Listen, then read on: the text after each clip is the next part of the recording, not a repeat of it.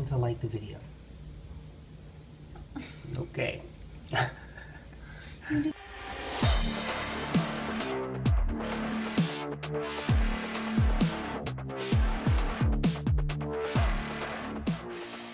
Alright, little pre-workout meal. Got some toast here, some tuna with some onions and honey mustard, or some lettuce. Nice little tuna sandwich.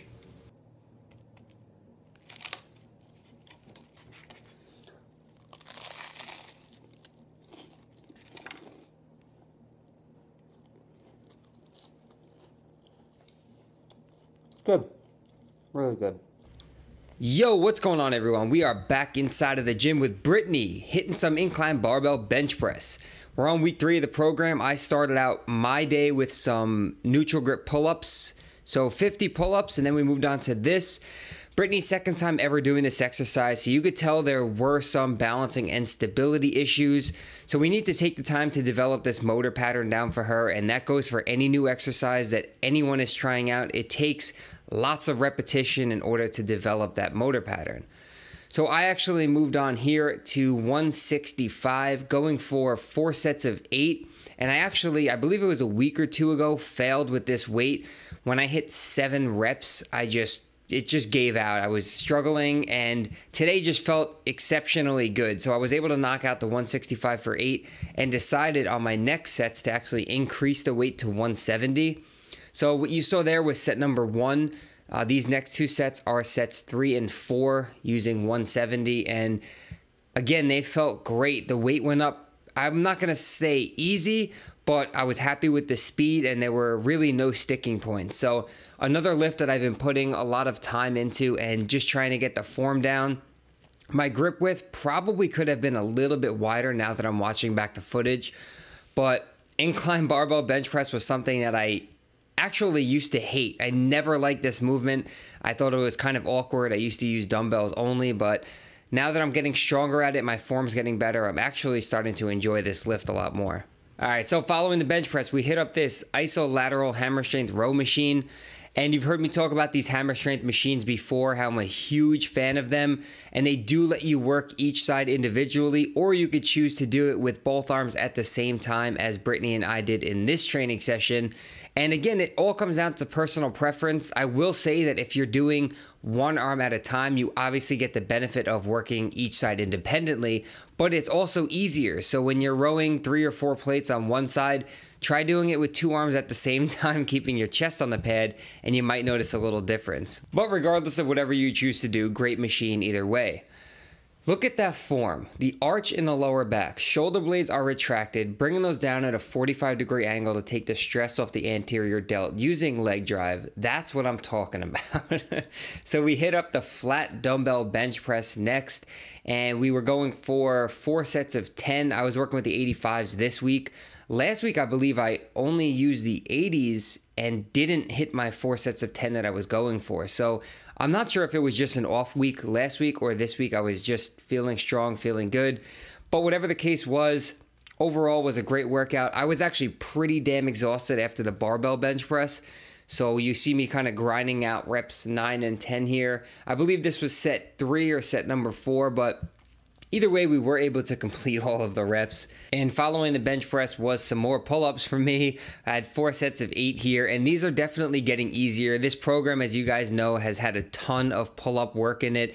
And I want to get to the point to where pull-ups are just like a little warm-up for me, where I'm not actually exerting myself and I'm not really considering them an exercise unless I add weight. So slowly working our way to that point to where these are getting easier and easier, and it just feels really good. So we knocked those out and then moved on to some face pulls, and that pretty much concluded the workout. We did some straight arm pull downs, and that was about it. So thanks as always for watching, guys. I'm going to end the commentary here. Enjoy the rest of the vlog. If you're interested in some online personal training and coaching for your macros, cardio, anything like that, you can feel free to contact me at my website, www.fusarofitness.com, or simply just shoot me an email, Matty@fusarofitness.com. Link is always in the description box below. Thanks as always, guys, and enjoy the rest of the video. This red car right here, he's holding his door shut. When he drives, you can see it because it's like moving. Is he opening it again? No, not right now, but we'll see. When he opened it, you can see that the door panel on the inside of the car is just gone. Oh. Oh, there he is. What is he trying Like, what are you doing? It's clearly not gonna shut. Oh, man. I hope he's like on his way to the shop. No, he's just gonna leave it there. Okay. Oh, poor guy. He should have like zip tied it. That's very dangerous. Hopefully he has a seatbelt on. Seriously, right? What you doing? Cleaning up the chicken breasts. You gotta cut the fat off of them.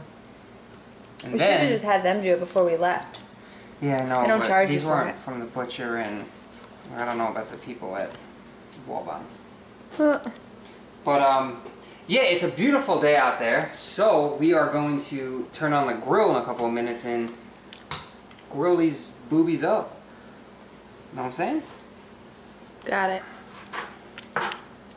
Alright, so I get a lot of people ask me, how do I season my foods, chicken, meat, stuff like that? What kind of spices and sauces do I use? I have a ton of spices and in the fridge, a whole bunch of different condiments and whatnot. There's literally stuff everywhere. So I might actually just do an entire video talking about some of the spices and seasonings that I like and how to make my food taste good.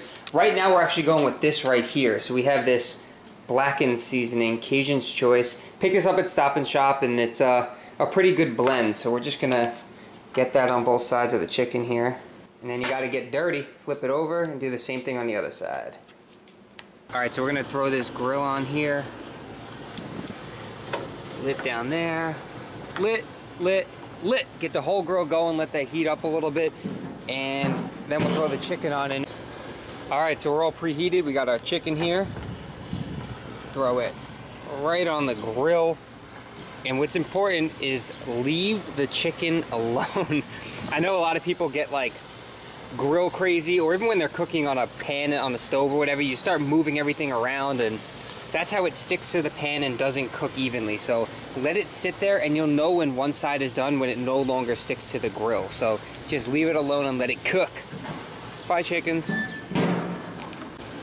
Alright, I don't know if you could see this, but now the top of the chicken's starting to get white, which means the other side is probably good, and you'll be able to know if it doesn't stick, just like that. So it's not sticking to the grill.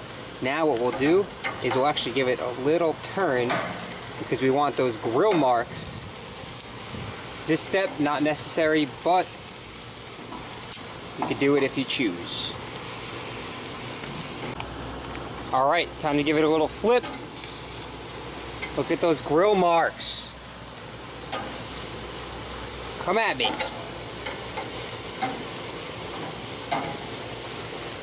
Filming and flipping. That one literally came out perfect. Now, leave those alone and we'll be done in a few minutes.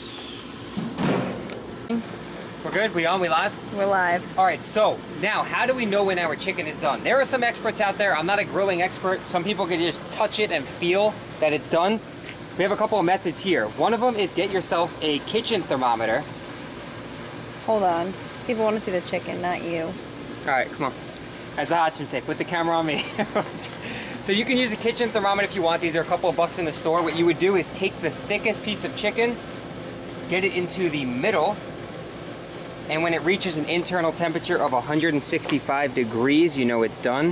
This will get there. Keep in mind that it will continue to raise, and we nailed 165. The other way you could tell is when the juices run clear, as you see here, or you could simply take the biggest piece, take another piece right over here, say, and simply just cut right here, and the inside of it, you can see that it's white. There's no pink inside. That means that it's fully done. And again, you want to use the biggest piece because obviously the smallest pieces will be cooked first. So that's some chicken tips 101. Hopefully that helps some of you guys out. A lot of people message me saying they're not familiar with the kitchen or they have trouble cooking. Very simple way to cook your chicken in bulk right here. You have enough for a week, a couple of days, however much you eat, and that's it. So if you'd like more cooking tips, don't forget to like this video and leave a comment down below. Thanks, guys.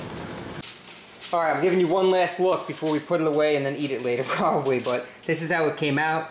And like I said, the inside, perfectly white with no pink, and you could still see how much juice is left in there. So chicken cooked perfectly. Good? Good, right? Awesome. Today was overall just a great day. I received an email from one of my clients, and he was telling me that he got his blood work done and his total cholesterol went down from 204 to 119, and the doctor was just telling him how much healthier he was. So that's just a message. I know a lot of people watch these videos, and I could tell from some of the personal comments and emails that I receive that they're just not in great health. And it's not always about, I know YouTube and Facebook and Instagram portray shredded aesthetics and this and that, but a lot of people forget about the whole health aspect of it. So that's just a thing to keep in mind, you know, when you're trying to get in shape. Think about your health first. So getting emails like that is really inspiring, and to me that means more that I can help someone. I mean, I'm not giving myself the credit, he did the work, but to be able to work with someone and get them to improve their actual health just means a lot to me. So that was really cool, but gonna end off the night here, getting really tired, gonna head to bed. Thank you guys as always for your constant support. I really appreciate it, and until next time, we'll see you guys in the next video. Have a good night.